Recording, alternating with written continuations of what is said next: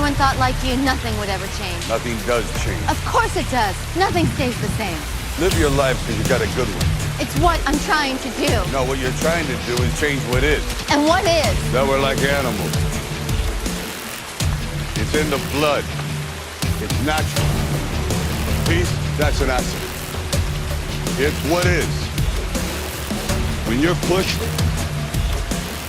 killing's as easy as breathing. And the killing stops in one place and starts in another, but that's okay. Because you're killing for your country. But it ain't your country who's after it. It's a few men up top who won. Old men start it. Young men fight it. Nobody wins. Everybody in the middle dies. And nobody tells the truth. God's gonna make all that go away? Comenzamos. ¿Cómo estáis, Félix? Bien, hermano. Ha sido una semana acontecida en varios aspectos, pero nos vamos a meter con algo, con una atmósfera bien ajetreada, pero necesario hablar de estas cosas, yo creo. Nos saltamos la entrada y vamos al plato de fondo al tiro nomás. Vamos nomás. Oye, hay un estudio, yo no tenía idea de esto, me enteré hace poco, hace como 2 años, que dice que existirían vínculos entre el profeta Daniel y la dirección que él tuvo de los astrónomos de la corte babilónica y los Reyes Magos. Según algunos estudiosos, dicen que los Reyes Magos, en base a los estudios de Daniel, llegaron a conocer la estrella que les guiaría al Salvador. ¿Y por qué te comento esto para empezar? Porque, como buenos canutos, necesitamos un porqué. Y el porqué de esto es porque de Homo Canutus no es para hablar solamente, sino es para tratar de que en algún tiempo más quizás esto pueda guiar a gente al Señor, a la estrella. Así que comenzamos con esa reflexión y con una cita, ¿ya? A propósito de la guerra. La cita dice así: no es el hombre, sino al contrario la abundancia, la sobra de energías, lo que suscita la guerra. Esta es de José Ortega y Gasset, quien en 1928 aproximadamente visita un discurso en el Congreso Nacional, acá en Chile, que otro día podríamos analizar. Pero es una semana noticiosa por el asunto de la toma del poder de los talibanes. ¿Qué has visto tú? Veo que las conversaciones se centran mucho en... A ver, uno entiende cómo reaccionan las personas que no son creyentes de una religión establecida. Lo digo así porque yo creo que las ideologías son también religiones, pero religiones laicas, pero religiones al fin. Una cita ñoña es como American Gods. Ahí te habla de que los nuevos dioses no necesitan un tótem para que sean alabados. Bueno, pero me llama la atención de que, claro, así como el peligro de la religión, pero a veces se ignora de que esto va más allá del tema de religiones. Las religiones son útiles para otra cosa en este tipo de grupos que toman decisiones y se organizan, etc. Entonces lo que yo he estado viendo es que a veces se ignora un poco lo que queremos comentar de largo en todo este capítulo. Entonces, me recordé, en medio de todo esto, una película que cada vez que la menciono, que yo digo, esta película es muy buena, me dicen, no, ¿en serio estáis diciendo que esa película es buena? Y yo le he dicho, es que tienen que poner ojo a la tesis de la película, como todo buen guión tiene una tesis, y cómo lo los efectos desarrolla. especiales. Claro, y es Rambo. John Rambo. O sea, la película se llama John Rambo, pero en la saga es la 4ª película. Y es cuando está debatiendo con una misionera cristiana sobre qué de utilidad tiene el ir a ayudar a gente que está siendo víctima de una guerra en el pensamiento. O sea, uno dice, obvio, porque necesitan ayuda. Sí, pero es que guerras seguirán habiendo, gente torturada va a seguir habiendo. Entonces, John Rambo en un momento, en medio de esta discusión, que la compartimos en las historias de Instagram, le dice, la paz es un accidente. Es una cita fuerte. Y claro, uno no le toma tanto peso porque viene de un personaje ficticio como John Rambo. Pero entonces podemos pegar el salto a otra película favorita nuestra que se llama Furia. So they got drunk as lords and they shot themselves at sunup. Why are you showing me this?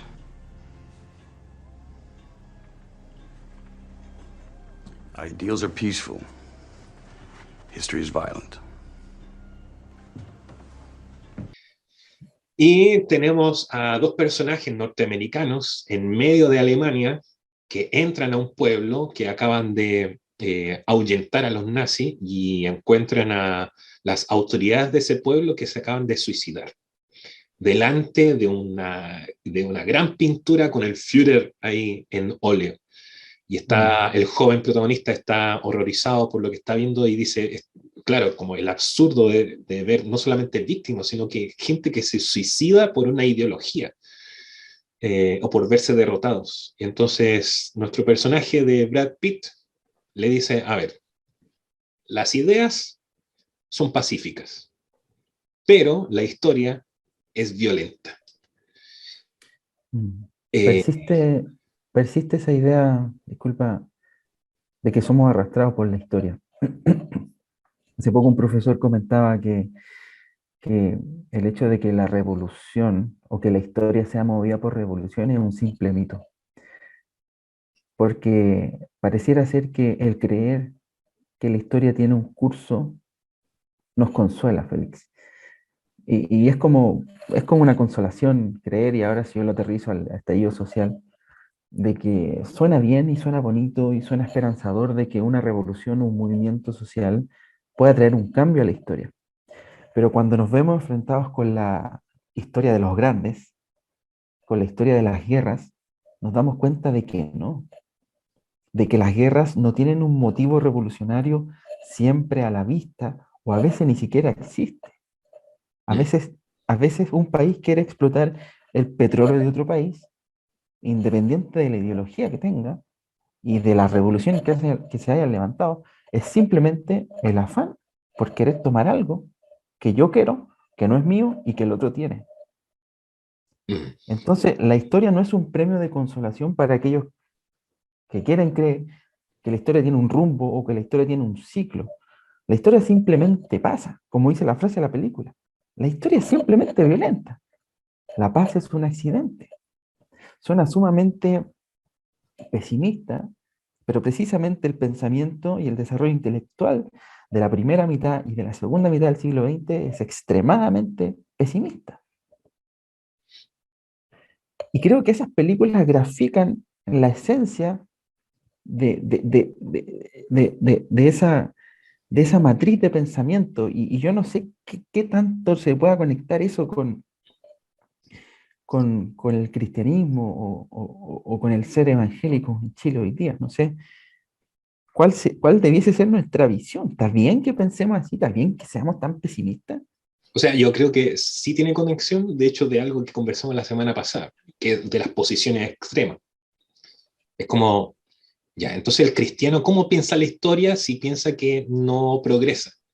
O que Claro. progresa en ciertos términos. Por ejemplo, lo que hoy día leía de alguien conocido de nosotros que hablaba sobre, a ver, en qué le ha aportado el cristianismo al mundo cuando hablamos de que, claro, la culpa de la guerra aquí es la religión. Y él decía, Claro. a ver,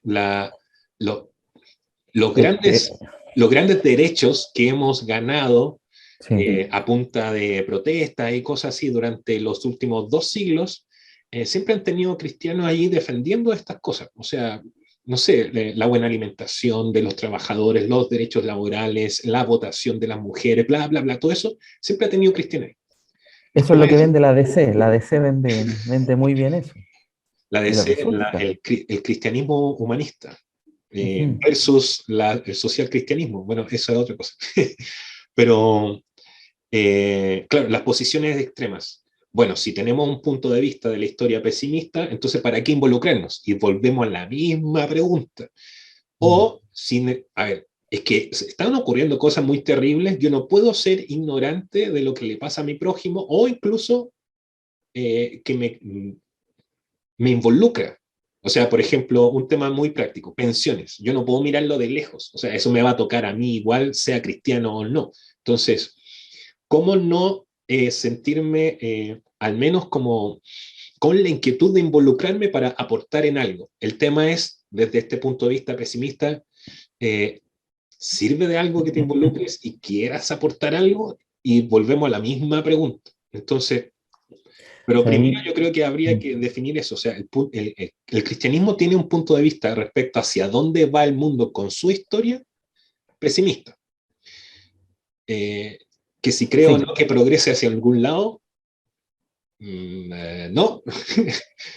yo creo que la escatología, así, muy en general, es pesimista, sobre todo porque hay acontecimientos que anteceden la entrada del anticristo en Jerusalén, en la Jerusalén de Israel, en teoría, y hay unos 7 años de tribulación y hay terremoto y todo el cuento. Entonces, la visión eh, es más bien pesimista y es más bien agustiniana en ese sentido, que hay una decadencia y que hay fases en donde va todo decayendo.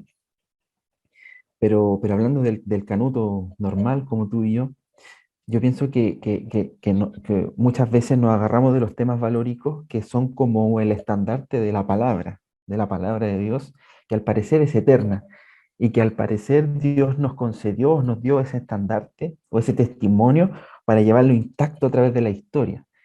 Pero siento que eso está bien, pero es muy reduccionista y nos impide ver, nos pone una venda y nos impide ver de que también hay otros valores que pueden ser eternos, como la justicia, como la equidad, o como otros valores que quizás también están integrados en el reino de Dios, pero nosotros no los vemos. Cuando estábamos comentando esto antes, se me venía eso de, y te lo decía, claro, cuando Ortega y Gasset lanza este pensamiento que muy, de verdad, como muy interesante, hago el esfuerzo por no irme por ese lado de que lo haya dicho en Chile y lo haya dicho ese año, que No, no, estamos no, pero viviendo. no, creo que no lo dijo en Chile. Vino a Chile, pero Ah, ya, ya, ok. pensemos que sí. Pensemos que sí, ya, o que hasta aquí llegó su cita y yo estoy en el año 28 y estoy leyendo de que el señor Ortega y Gasset dijo esto en X lugar. Pero estamos, a ver, pasó hace 10 años atrás la Primera Guerra Mundial y estamos a un año de que quede en un desastre económico, pero enorme. Y él tira esa frase, que en el fondo, en palabras más coloquiales y fáciles, está diciendo, a ver, la guerra es un lujo y es producto, como tú decías, del ocio humano. Y de ahí hablábamos de esto de que, a ver, en esa cita de Rambo, él dice, a ver, porque somos animales. Eso está en nosotros. Matarnos está en nosotros. Esta idea de la teoría evolutiva o darwiniana, más bien dicho así, como del gen egoísta. Todo esto se trata de la batalla del más fuerte. El que puede pisar al otro, bien. De eso se trata todo el cuento de la historia o el avance de la humanidad y todas las especies. Pero Mm. luego aparece otro teórico que cree en la teoría de la evolución, pero no desde ese punto de vista, por así decirlo, epistemológico darwiniano del egoísmo, sino que él dice, no, pues, todo se trata de la colaboración. Las especies que logran sobrevivir son las que colaboran. Entonces uno podría Ujú. decir, volviendo a Ortega y Gasset, ¿por qué existen las guerras? Es porque tal vez ese impedimento de egoísmo y codicia no te deja ver que en verdad las sociedades podrían subsistir o incluso crecer, si eso existe, si se Mm. colaboraran y no tuvieran que tomar por la fuerza lo que codician de otra nación. Que, Entonces, que son, que esos mismos giros de tuerca le hacen al liberalismo de Smith, y se lo hace, si no me equivoco, John Natch, acerca de la teoría económica de la colaboración. O sea, ¿para qué vamos a dejar que el ánimo de lucro sea el motor del liberalismo, del capitalismo, si podemos crecer también al mismo nivel o incluso más si cooperamos entre nosotros? Pero, no sé si funcionen, pero a mí me gustaría llevar un poco el debate a esa mentira que conversábamos antes, de que las guerras son por ideología o son por choques culturales, cuando eso en realidad es una falacia. Claro, lo que pasa es que también en Eh, nuestro mundo, como decirlo, confesional, también mucho se habla de las cosmovisiones. A ver, las cosmovisiones son importantes, influyen en la gente, etcétera. Pero cuando hablamos de episodios dramáticos y que se extienden a veces en el tiempo por mucho rato, como las guerras o los conflictos o las tensiones que provocan los rumores de guerra, como la Guerra Fría, movió al mundo entero sin ninguna batalla enorme como una guerra mundial, pero movió por el puro rumor.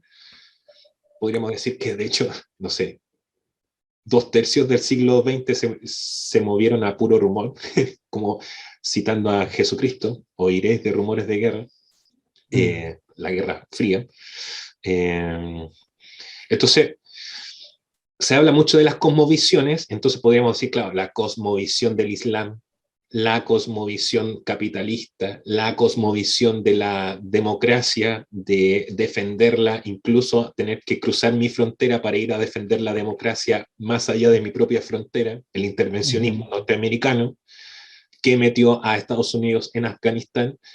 Pero en el fondo uno dice, a ver, ¿es verdad de que al menos este nivel de entendimiento de lo que sabemos nosotros que son las cosmovisiones, de verdad mueven tanto al mundo? Y entonces cuando vemos los titulares que se hablan sobre el origen y el porqué de esta guerra, uno puede escarbar un poco, que es lo que queremos invitar con este capítulo, y ver de que, a ver, eso es importante, no lo negamos, pero en el fondo hay cosas mucho más simples, mucho más oscuras Humanas. y humanas que tienen que ver no sobre la ideología, sino simplemente el tema de querer más. Dinero, dinero, dinero. Dinero, dinero y dinero. Y Y que yo a hice la veces tarea. pasa la historia con las revoluciones, con el libro rojo en mano, ahí te estoy dando la introducción, y llega un momento de tu historia, de tu nación, en que tú decías, a ver, ya, adoctrinamos todo el país, pero ahora ¿qué hacemos si tenemos que ser grandes y subsistir?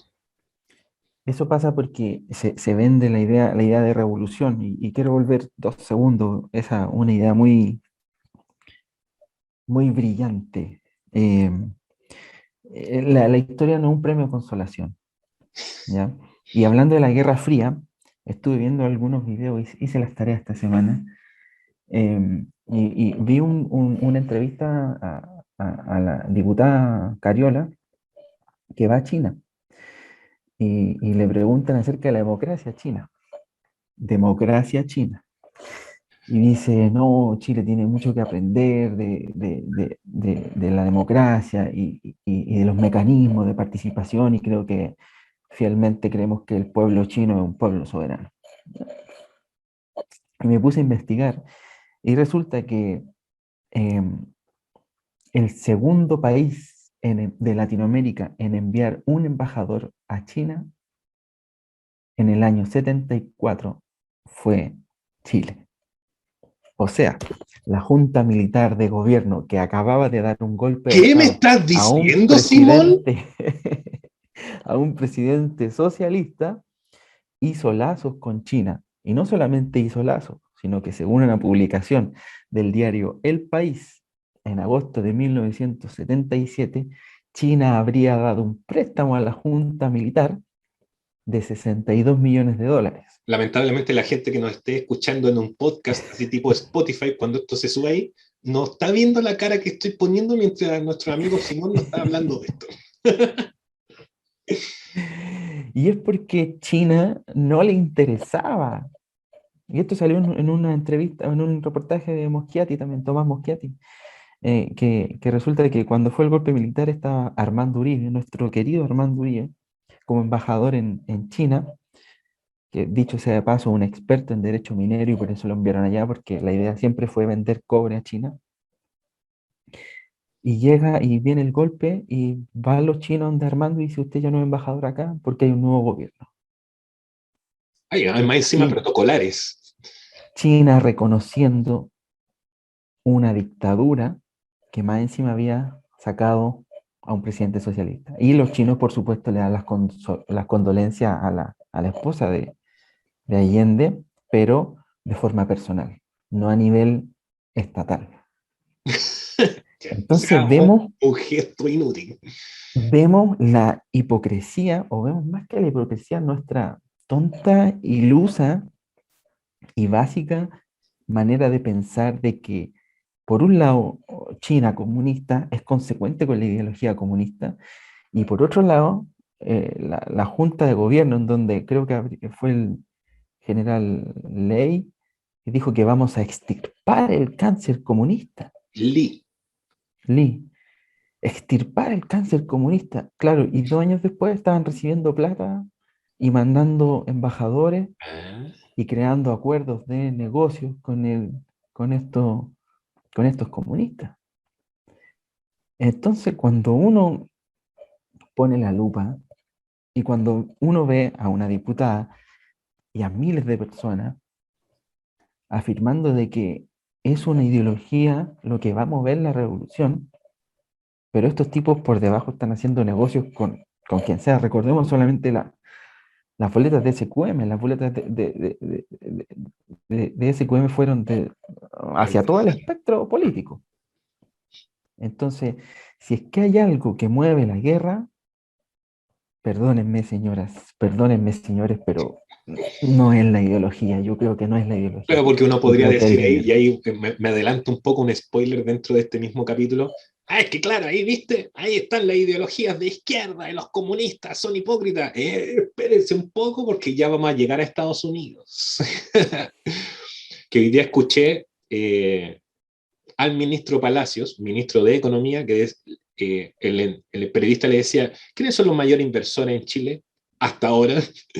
Él dijo, primero Estados Unidos, segundo la Unión Europea y los españoles entre medio.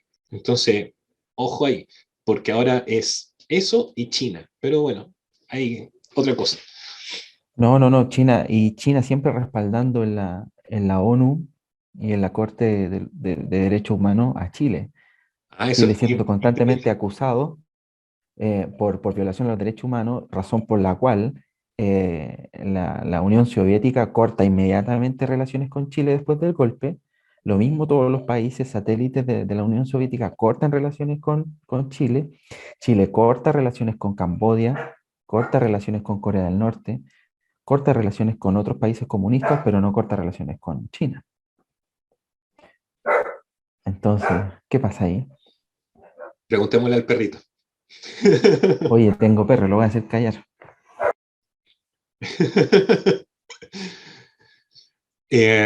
Interesante. Y ahí uno ve de que, a ver, mueve al mundo la impronta comunista o la impronta democrática.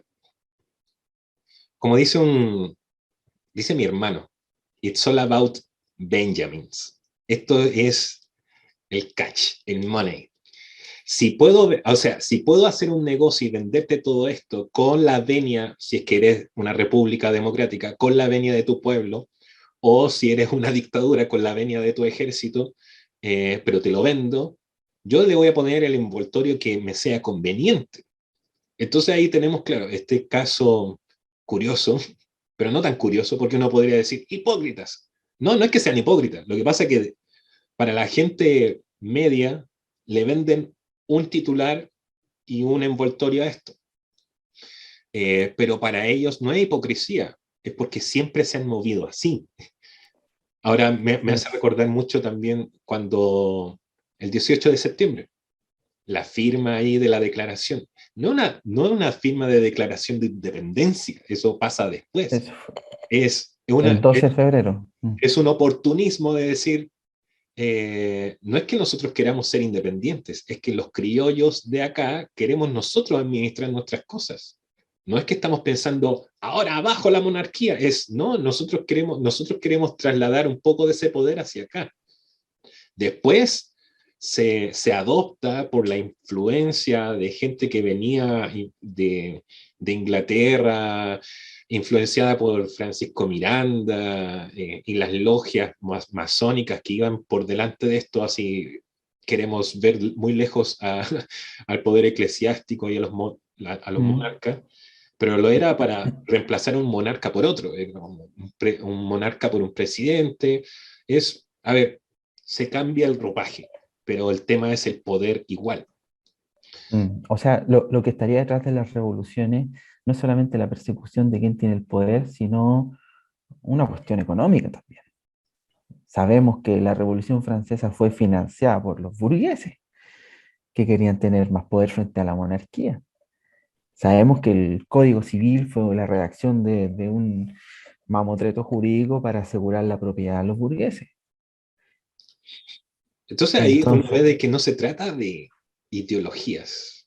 De hecho, me hace recordar de lo que he estado estudiando sobre las historias de las doctrinas económicas, que en verdad mucho del empuje de lo que hoy día concebimos como la modernidad, la ilustración, la emancipación de ciertas clases económicas, bla, bla, lo único que hace, o sea, es impulsada por los que habían empezado a ser comerciantes y ellos decían, yo quiero de defender mi derecho a comerciar, solamente mm, que me lo impiden los tratados de los reinos que actualmente son la jurisprudencia en el continente y en los mares. Entonces, mm, ¿cómo justifico de que el comercio que yo estoy llevando a cabo o mi pyme de, no sé, especias o esclavos es necesario para mover la economía incluso de los reinos? Y entonces ahí empiezan a aparecer las teorías económicas y eso es lo que mm, impulsa, eh, además de la reforma, que, a ver, sí, es importante la reforma, pero a veces ignoramos los propósitos e incentivos económicos que movía todo esto. Era decir, a ver, ¿cómo invento una teoría para que los comerciantes y los mercaderes seamos avalados como alguien que fomenta la riqueza de los reinos? Y mm, así nace la economía, así nace todo lo que entendemos como por modernidad, porque eso empuja cosas. Si yo quiero comerciar con más libertad, tengo que entonces influir en las cortes y nos empezamos a encontrar con límites que tienen que ver mm. con religiones, que tienen que ver con iglesias, que tienen que ver con reinados, monarquías, etcétera. Y ahí se empieza a reformar todo esto, porque la ideología por sí sola no mueve, como tú dices, revoluciones, no mueve esas masas o poderes. Los que toman decisiones no lo van a hacer Mm. solamente por una ideología, una idea que suena bonita, es, ¿qué gano con esto? Mm. Es eso. Sí, muy, muy bonito. Es como tomando esta cita de Brad Pitt de Furia. Sí, suena muy bonita tu idea, pero ¿qué gano con Mm. esto? Lo que pasa es que para ganar, lo que yo quiero ganar, no lo voy a hacer solamente con palabras. Voy a tener que ejercer la fuerza. Y ahí es donde la historia es violenta.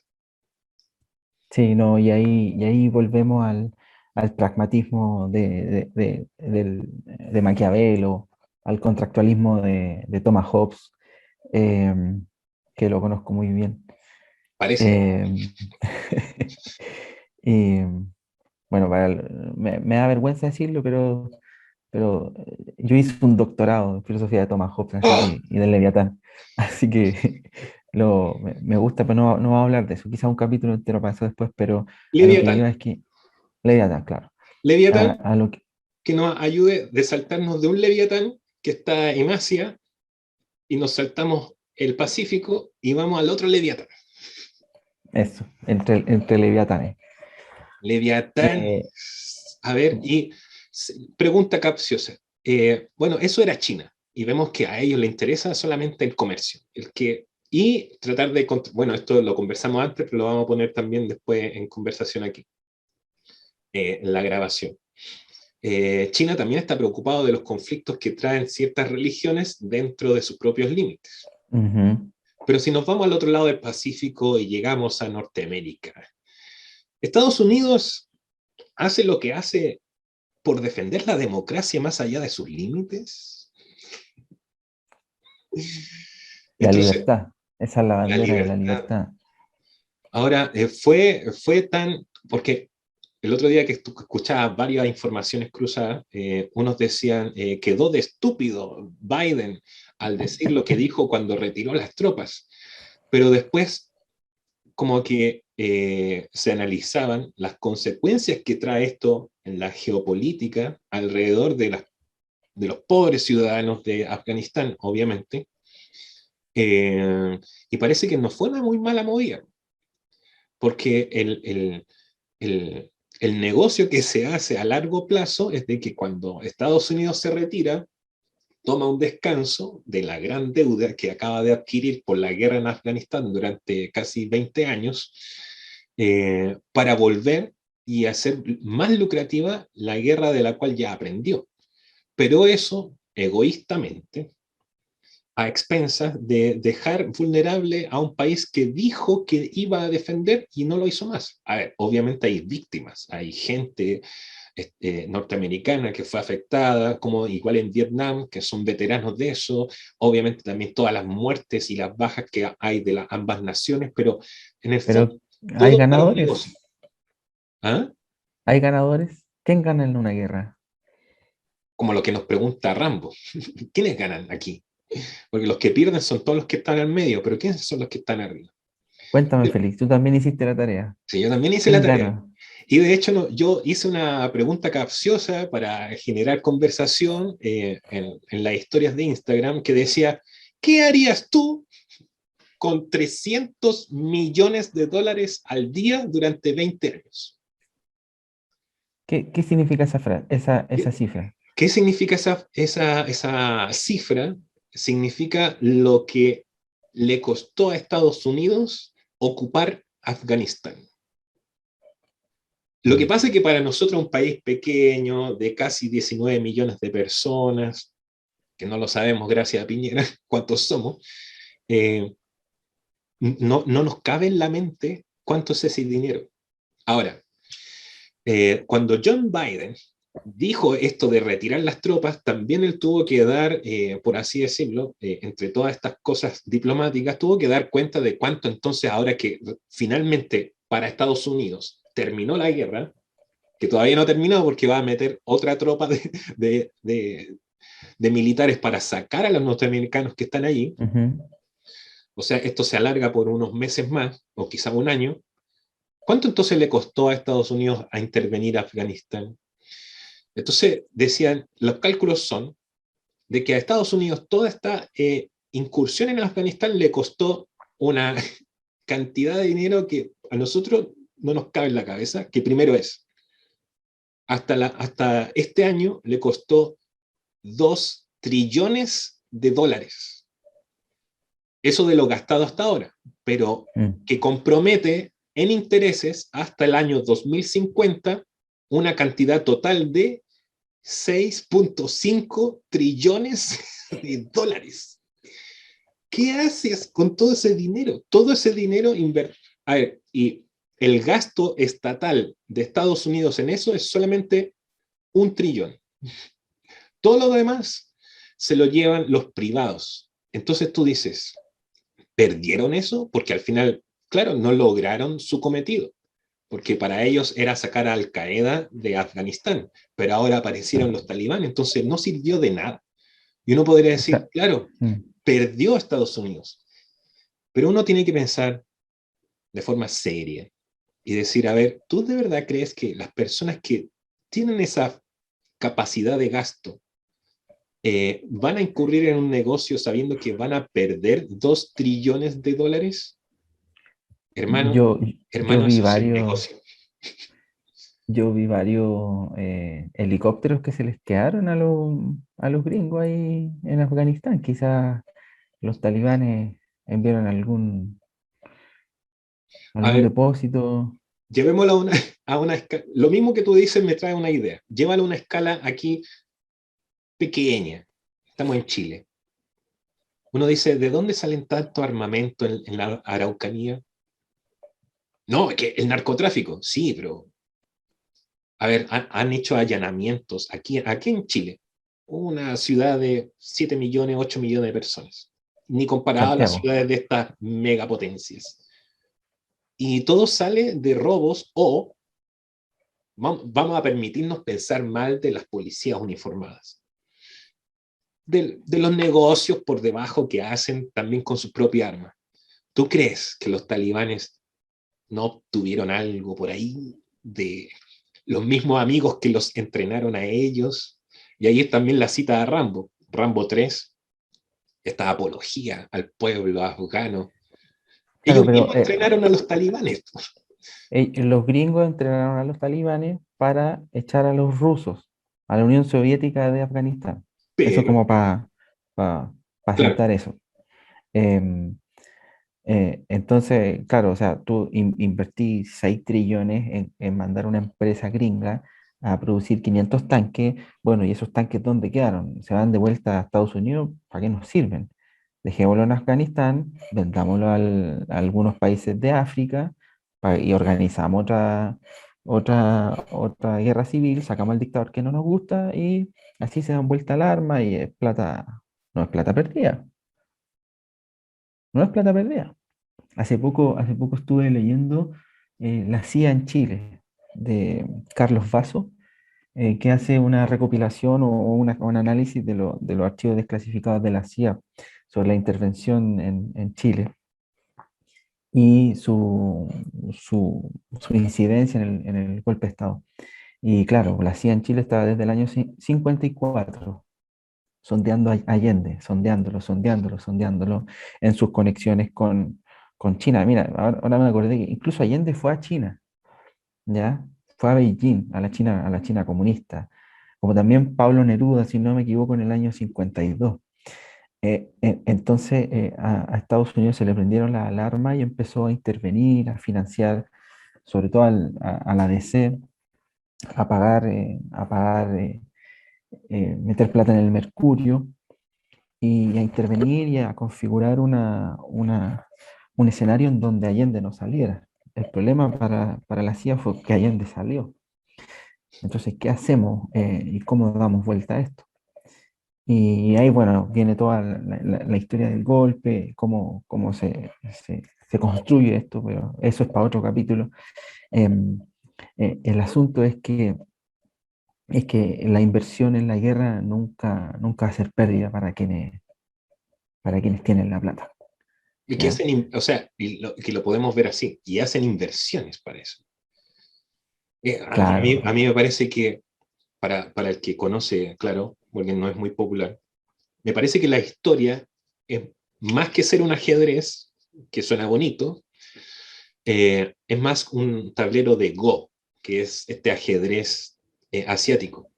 Que la gracia del Go no es como el ajedrez de que como ir y eliminar a todo lo que te vaya a tu paso hasta dejar la última pieza del otro lado. El Go se trata de ir conquistando territorio, nada más. Eh, entre más territorio, ese gana. Fin. No es que yo voy y mm, elimino a mi enemigo, es que siempre va a haber un enemigo. El tema es, mm, en verdad, lograr tomar terrenos de influencia para tener más recursos para ti, si eso es todo. Entonces, mm, a lo que estamos apuntando es de que Estados Unidos, claro, tiene la impronta de defender la democracia y de ponerle un coto a los comunistas soviéticos, etcétera. Pero en el fondo, al final es, quiero cuidar a un socio porque yo hago inversiones en ese lugar y la he hecho desde que el salitre salió de la tierra de este lugar.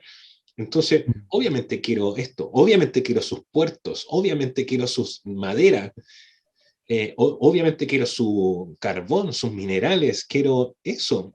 Si yo no estoy aquí por interesarme de que la nación chilena sea libre del comunismo y sea una república democrática, me interesa, a mí me interesa poder mantener mis negocios mm. y aliados, no sé qué más que aliados es proveedores, porque no son Sí, aliados. ¿Qué le vamos a no, prestar nosotros a ellos? Nosotros le vendemos. sí. Y ahí es donde llegamos a estas cifras que estratosféricas. Entonces, claro, yo te decía, ¿cómo poder aterrizar esta idea de que un país como Estados Unidos tiene el bolsillo y la espalda para sostener una guerra que le cuesta 300 millones de dólares cada día durante 20 años? Entonces, justo hoy día estaba escuchando las declaraciones de el director o presidente del Banco Central chileno en el Congreso hablando sobre el tema de los retiros. Y entonces, para poder dar una exposición de lo que le podría significar a Chile el retirar el 100% de los fondos, él decía, a ver, estamos llegando, espérate, quiero ser exacto con la cifra. Si esto es un programa serio, por favor, ¿ya? Claro, claro, porque Vamos a hacer trending topic sí. mañana. Mira, podrían salir de nuestro sistema si nosotros todos sacáramos nuestros fondos. Él decía, bueno, redondeemos la cifra, 131 millones de dólares. Si todos sacáramos nuestros fondos de pensiones, el 100% saldrían 131 millones, o sea, 131 mil millones de dólares. Claro. El vuelto el pan de la guerra en Afganistán. Es nada, o sea, con 2 días de la guerra de Afganistán ya sacamos, depositamos y volvimos a sacar todos los fondos de pensiones. Mm. O sea, y él decía, bueno, y para una persona que luego se lograra imponer de forma regular, como debiera ser, en sus fondos, ¿cómo lograría, en cuánto tiempo lograría recuperar lo que giró de sus fondos de pensiones? Se demoraría 7 años. Pero con un día o 3 días de guerra en Afganistán, tú ya tienes cubierta esa deuda y te olvidaste del problema de las pensiones. Así de pequeños somos. Y ellos, ahora, a lo que íbamos, ellos no acaban de perder 2 trillones de dólares en una guerra. Eso fue una inversión. Ellos aprendieron algo. Y al salirse del tablero y dejar que aquí China, Rusia se vean cómo, o la ONU, ahí al rincón, ladrando y siendo tan inofensiva como siempre lo ha sido, vean qué tienen que hacer ahora con el posible emirato afgano, talibán. Él está mirando, está tomando aliento para ver cómo le entra de nuevo a este negocio. Mm. Eh, Es que yo creo que primero se configura el packaging. El chocolate puede ser muy malo, el chocolate puede estar relleno de caca, pero si lo envuelvo en un paquete de oro y con unas letras de oro, yo eso lo vendo al mundo. Y ahora lo que pasa es que ya le sacamos el envoltorio, nos demoramos 20 años en sacarle el envoltorio y ahora realmente estamos probando el bombón y realmente estamos saboreando de que lo que quedó no es algo muy dulce, no es algo muy agradable. Y lo más probable es que no lo sea durante un buen par de años más. y el envoltorio era la democracia, el envoltorio era Las Torres Gemelas, la idea de venganza. el envoltorio, como muchas de las discusiones que se están dando actualmente. No, es que viste, mira lo que produce la religión.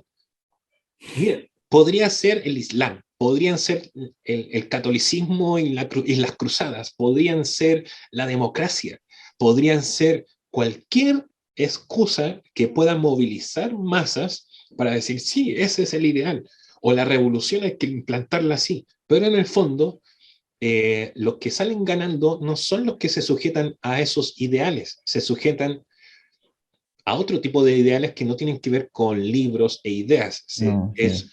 Es qué tanta ventaja, recursos y, ¿cómo decirlo?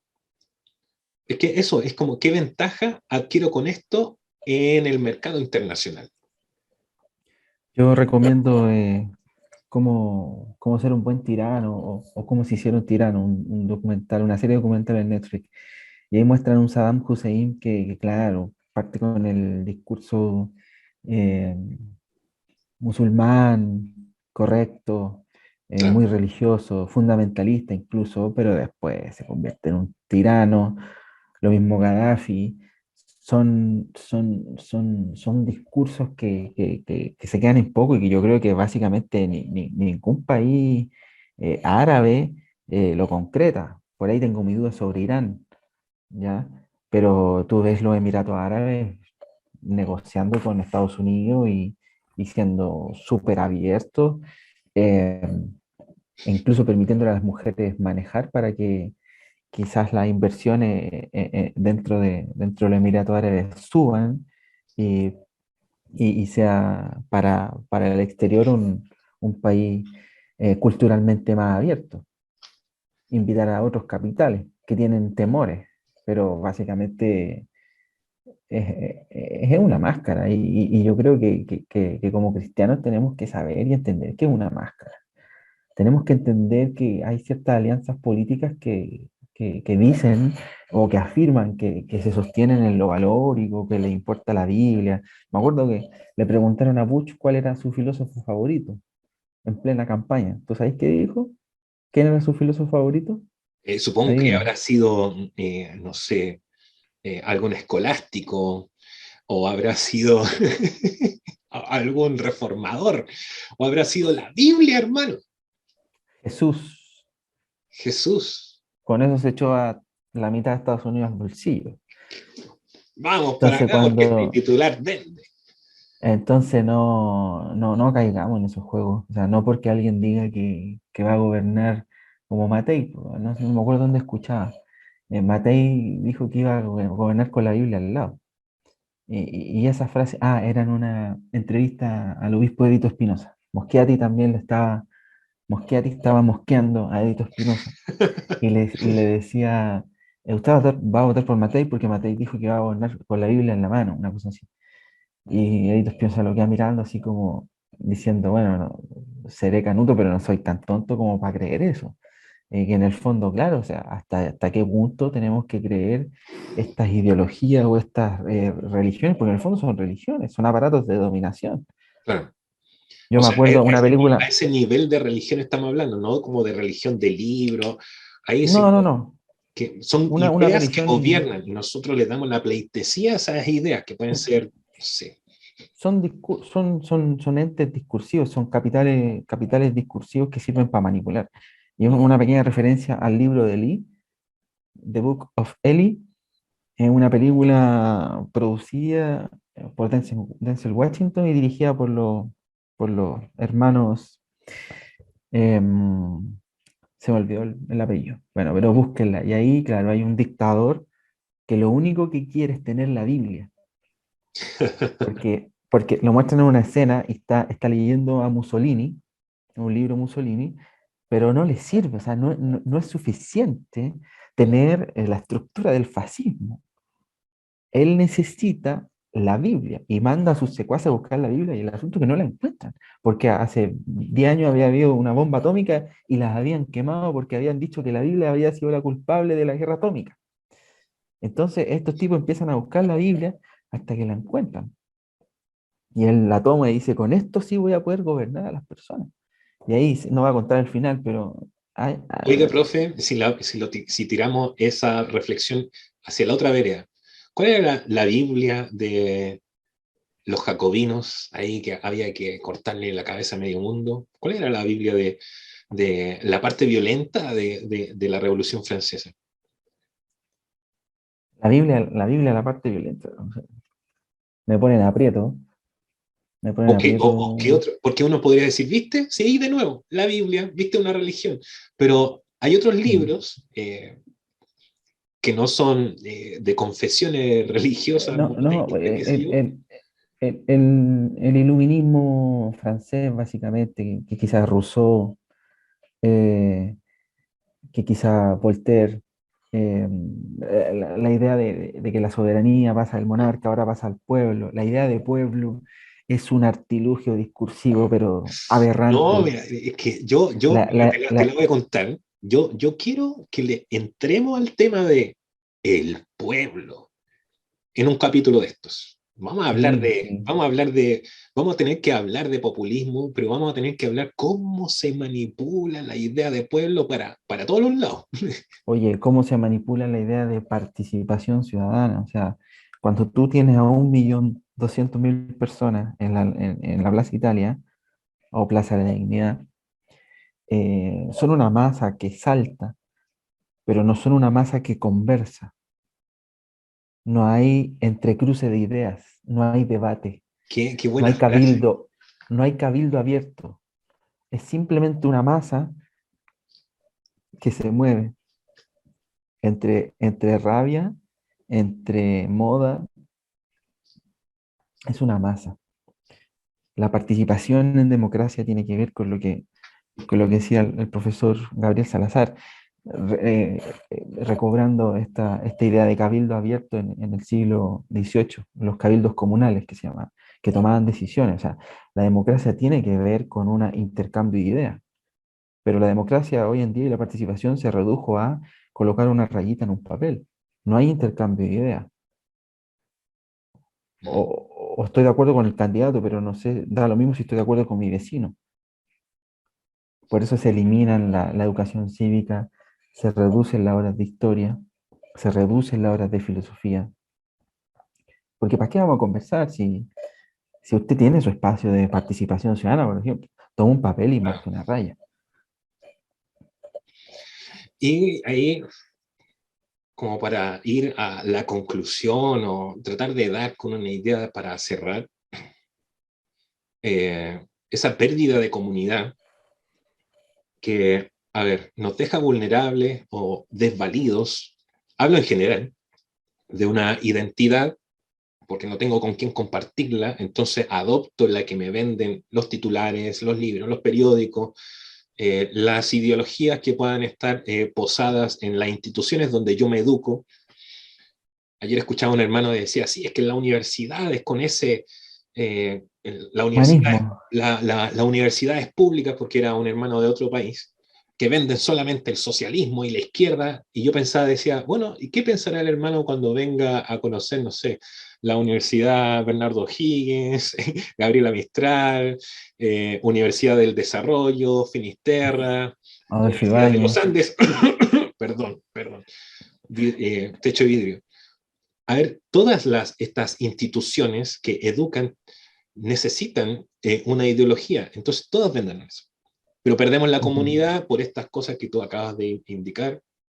Y el cristianismo, entonces, ¿qué idea de reino es la que ofrece? Porque todo reino, aquí estamos hablando de luchas de reinos económicos, para no meternos en el tema espiritual, ¿cuál es ¿qué es lo que tenemos que ofrecer, por así decirlo?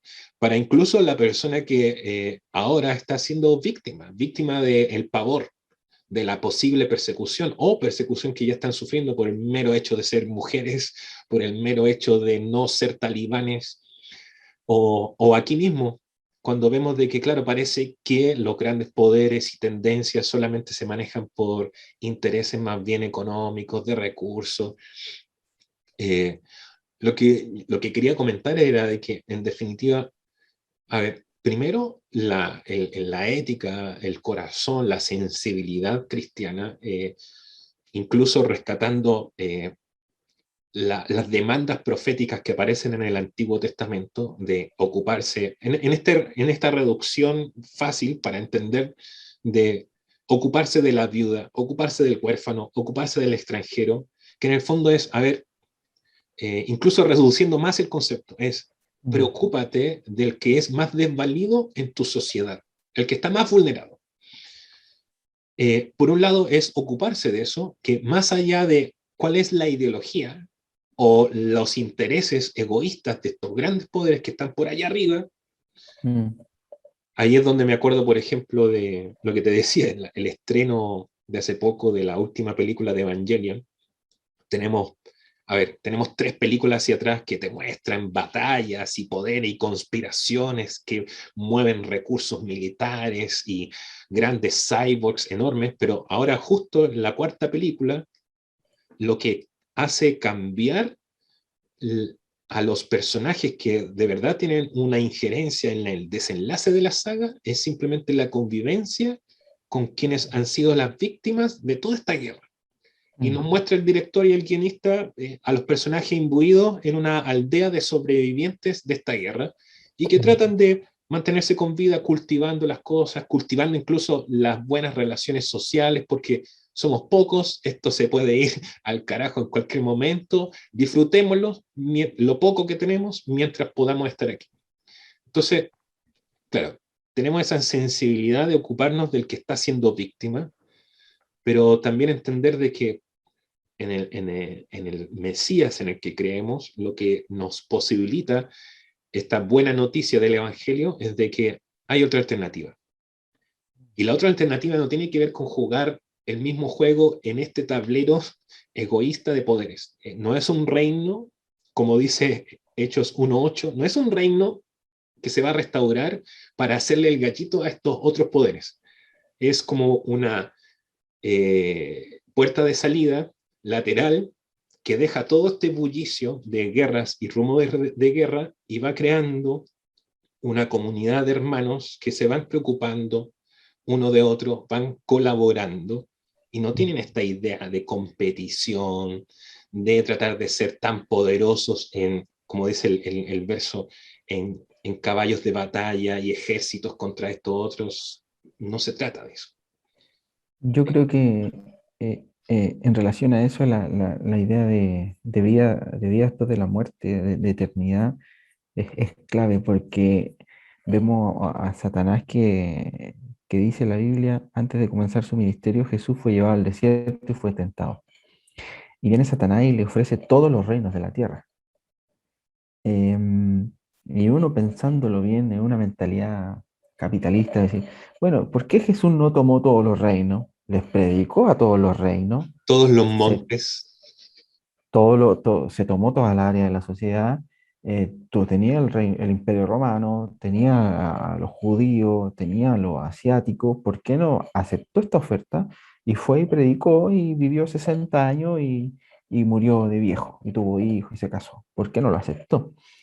Y era porque cuando a Jesús le ofrecen los reinos, eh, Jesús, en vez de tomar los reinos, toma a las personas, ¿ya?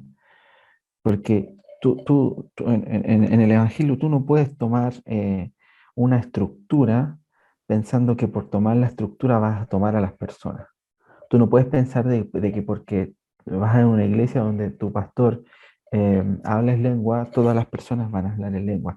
La mentalidad de Jesús no era como una cuestión de ingeniería, de maquinaria, de uno más uno es dos, sino era una cuestión más bien orgánica.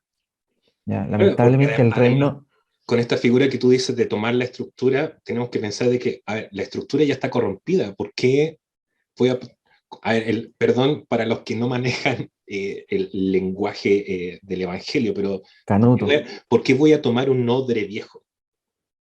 ¿Sí? ¿Por qué voy a tomar una estructura que ya está hecha, un imperio, un reino, un lugar de influencia, cuando yo sé que lo que yo estoy tomando ya está mal hecho? y eso es porque el reino no se expande tomando territorios. El reino se expande a través de la simbiosis biológica orgánica entre un hermano y otro, porque somos un cuerpo de Cristo que crece a medida que se relaciona. Por eso los evangelios hablan de que hay partes, hay miembros que están mutilados, mutiladores del cuerpo, le dice. A aquellos que van y murmuran y meten la cizaña, ¿cachai? No, el reino de los cielos avanza no porque el presidente sea canuto, ni porque tengamos a diputados que vayan a la iglesia y que digan que aman a Dios. No, el reino avanza cuando el vecino cristiano va donde el otro vecino cristiano y va y le da una palabra de aliento y una bolsa de mercadería. Así crece el cuerpo y eso lo tenía sumamente claro Jesús.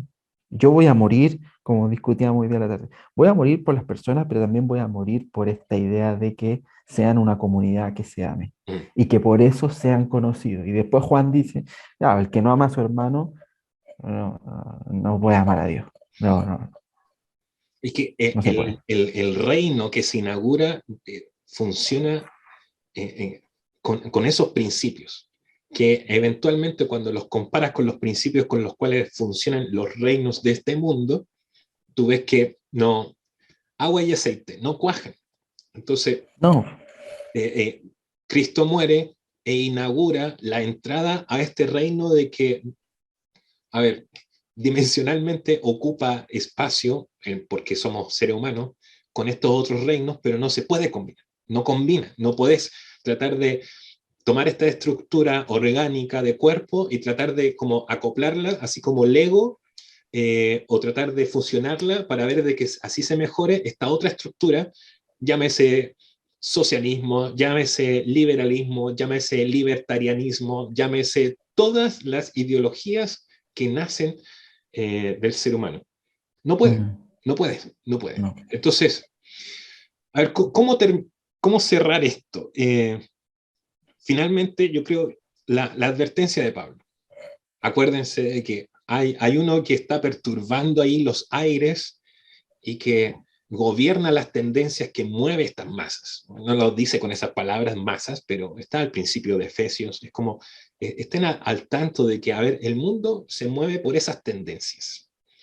Y que están así siendo arriados, si queremos ponerle la imagen así como de animal, y no saben para dónde van, pero son influenciados por los intereses egoístas de otros. Pero la puerta, la alternativa es este otro reino que estamos tratando de cultivar. No se mueve con esos intereses y no es ingenuo de saber de que el mundo se mueve así, a pesar de los titulares, de que la democracia, que si los talibanes o el Islam. Eso es la apariencia. Mm. Finalmente lo que hay detrás es algo mucho más básico, mucho más cruel y mucho más absurdo. Pero que de parte nuestra tenemos la fe de que en la medida que nos vamos relacionando uno con el otro, estamos cultivando Mm. esa ración de reino que somos hasta que en algún momento todo esto se detenga. Pero no ser ingenuos y ser cautos y cuidar nuestro corazón de no dejarnos llevar por estos eslogans que cada cierto tiempo, cuando uno ve la historia, se repiten una y otra vez. No, no ser ingenuo. Por falta de conocimiento pereció mi pueblo. Por ahí dice un versículo en el Antiguo Testamento. Y recordar que Jesús murió en una cruz, mostrándole a Satanás que iba a ser crucificado y humillado y despedazado, era la idea de hombre, básicamente. Entonces muere la idea de hombre y nace la idea de cuerpo, en donde si yo debo amar al otro como yo me amo a mí mismo. Y ahí está Corintios 13, el amor todo lo soporta, todo lo sufre. No, loco, o sea, no me interesan tus reinos, porque no me interesan reinos liderados por un hombre. Me interesan reinos transversales liderados por un cuerpo y por una comunidad. Estaban todos unánimes en un mismo espíritu, orando y esperando al Espíritu Santo. Por eso murió Jesús, por un mismo sentir, por un mismo corazón. Y a eso tenemos que llegar, no a que en la tele comprar espacios para predicar. Ojalá se haga, pero eso no va a indicar si el reino está avanzando, ¿no? Pero no son El el reino fin en sí mismo. no son el fin, el reino va a estar avanzando cuando yo me preocupe por mi hermano y mi hermano se preocupe por mí. Y cultivemos una relación de amistad profunda, de hermandad, de familia. Eso es. Entonces, Y podemos no estar de acuerdo, pero para esto son estos espacios. exacto. Entonces, gen egoísta, gen colaborativo, yo podría decir para terminar, gen de reconciliación. A vosotros os es dado el ministerio de la reconciliación. Eso pues, Pacificadores. el final del capítulo 2 de Homo Canutus. Estuvo Invitados bueno. están a compartir y a comentar para saber qué les pareció todo esto y seguir el diálogo. Eso sería. Buenas Estamos noches. preparando invitados para Sí, pueden haber invitados. más Esto va a ir adelante. evolucionando porque estamos en una marcha blanca. Sí. Ya dijimos. Estamos recién saliendo de la meba, bajo la teoría. Vamos a hacer rana y después vamos a hacer mono. Y después Estamos vamos. aspirando al anfibio y después del anfibio, Claro, ahí podemos ir viendo. ya, Nos vemos, hermano. nos vemos. Chao.